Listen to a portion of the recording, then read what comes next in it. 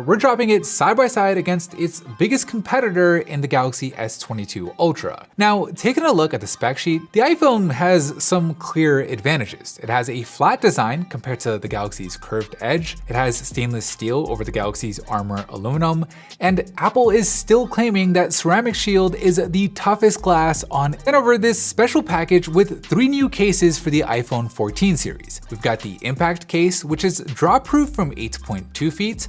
We have the Ultra Impact case, which is drop-proof from 11.5 feet, and then we have the Bounce case, which just takes things to the next level with 21.3 feet of drop protection. Now, to make these levels of drop protection possible without the cases themselves being super bulky, the cases are lined with Casetify's EcoShock material. They actually sent us a big old block of it to test against a competitive material, and after dropping metal balls onto these blocks, the difference is huge, with the EcoShock material just transferring all that energy with the ball barely bouncing in comparison. And while they didn't ask us to do this, we just had to drop the blocks themselves, where again, the EcoShock material just absorbs all that impact perfectly. Now, in addition to EcoShock, all of these cases have raised bezels and rings around the cameras, and the Ultra Impact has this twister design on the corners for that extra protection, while the Bounce case not only has this X shape on the back that helps distribute shock, but it also has these bounce corners that straight up look like something you would see on a pair of sneakers. So instead of just talking about it, we're gonna put this case to the test, putting a brand new iPhone 14 Pro Max inside of it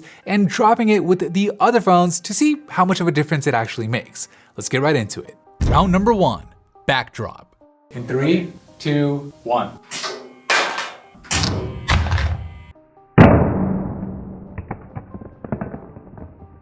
After that backdrop from just under 1.5 meters, the good news is both phones are still working. But the bad news is both have their rear glass shattered. It definitely looks worse on the iPhone than it does on the Galaxy, with the cracks on the iPhone just going all over the place, whereas on the Galaxy, most of the damage is on that left side. But the big story here is the iPhone's main camera also cracked, where this didn't happen last year with the iPhone 13 Pro Max. So I don't know if this is just random bad luck or if it's because the camera housing on the new iPhone protrudes out more this year, but either way, it's definitely not the best result. Now, the good news for the iPhone though is the camera itself does seem to be working just fine. We'll keep an eye on it for sure as we go on, but for now, it's a clear win for the Galaxy in round number 1. Of course, with the bounce case on it, the other iPhone 14 Pro Max that we're testing is perfectly fine. The raised ring around the camera housing was able to protect all those lenses, and while the case did get a few scuff marks on it, as you'd expect from anything dropping onto concrete, underneath the case, the iPhone 14 Pro Max is still perfect. So exactly the kind of result you'd want on an $1,100 phone. Round number 2, corner drop. 3, 2, 1.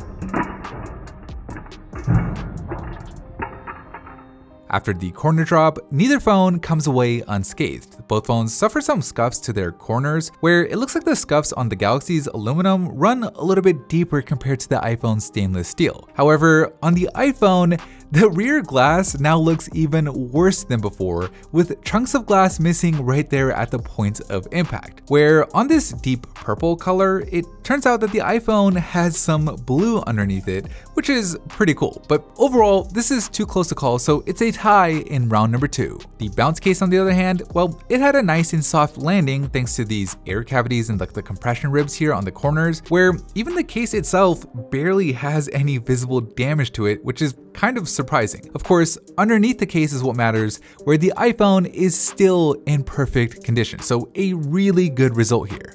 Round number 3, face drop. 3, 2, 1.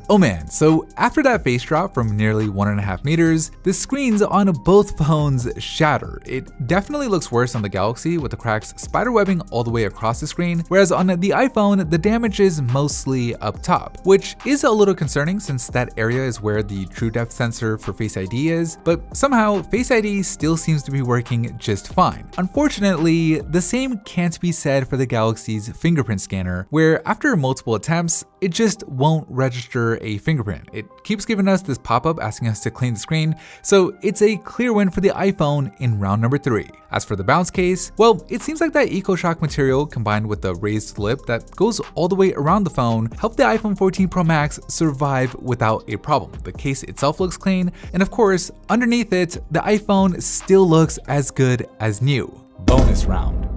Alright, so these phones have been through a lot, with all the drops we've done so far being from higher up at nearly 1.5 meters. So we're gonna do just one more drop straight onto steel this time and call it a day. 3, 2, 1. After that brutal bonus drop, we had chunks of glass flying everywhere, where while the phones technically survived, man, do they look worse. Whereas the iPhone with the bounce case on it, well, its screen still remains fully intact, with the case doing its job. Now, taking a closer look, the Galaxy screen suffered some dead pixels at the bottom right, with it just being completely crushed, and while the iPhone's front glass looks mostly the same, the rear glass just keeps getting worse, with it now having some deep grooves at the top right here. And something that we noticed after doing the full inspection, the cracks that the iPhone initially suffered around the camera, both on the front and the back, are causing a little bit of flaring. It's not that bad on the rear camera where you only see it when light hits it directly, but on the selfie camera, it is much more noticeable. So not the best result for either phone in the bonus round. Unless of course we're talking about the iPhone with the bounce case on it, where even after that brutal drop onto steel, the case itself looks fine, and more importantly, the iPhone underneath it looks just like it did when we first unboxed it. Okay, so with all 4 rounds in the books, let's take a look at the scorecard, where the Galaxy edged out the iPhone in round number 1, the phones tied in round number 2,